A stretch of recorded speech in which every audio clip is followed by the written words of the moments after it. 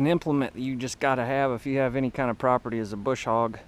This is a wood 72-inch brush bull. Of course, I call them all bush hogs, but bush hog's actually a brand name.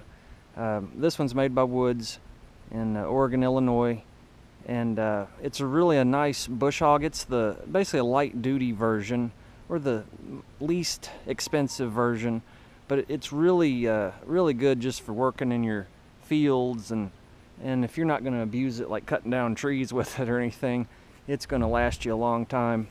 So I'm just going to go over briefly about the bush hog and some features about it. Of course, let's start at the rear end. You have this tail wheel back here, and you adjust the mowing height with that tail wheel.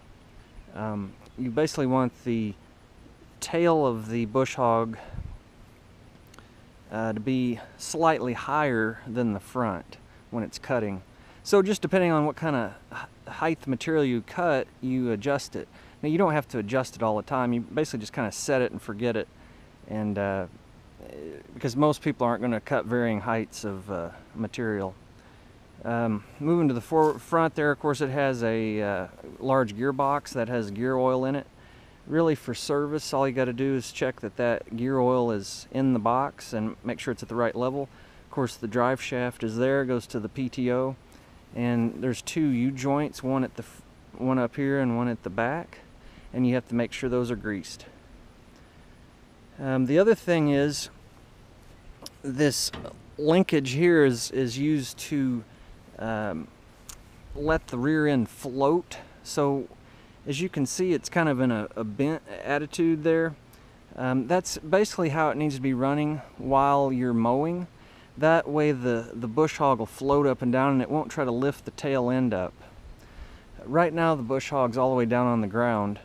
I usually mow it probably about 5 inches high, so it'll come up a little bit. To get that adjustment correct, you just adjust your top link, screw that in or out, and that'll take care of that. Of course, I've got mine hooked up to a quick hitch, which you've probably seen in another video that I've done. Really makes it hooking up easy. I'll try to roll in a quick video right now of me doing that. I can hook it up in probably 20 seconds. If you've ever tried to hook up a bush hog just with the standard 3-point hitch, it's really actually a pain, especially if the links get bound on the pins. So for the money, you can't really beat a quick hitch. And of course, that's why they use it on the big tractors, because they can't wrestle the big implements around like you can a smaller implement. But that's pretty much it. It really mows well. I'll roll in some footage of it mowing, and I highly recommend Woods products. They make a good bush hog, good grater blades, good everything really, and really nice. I have my there's a guard that goes in the back here. It's removed. It prevents rocks from getting thrown out. It is so low that it actually causes a lot of problems, so I took mine off. I really don't have any rocks around here that I have issues with, so some of them do have a chain mesh that kind of hangs there like that, and that keeps the rocks from slinging around. Be very careful. These bush hogs are very, very powerful. You don't want a child running them unless they're very familiar with what they're doing.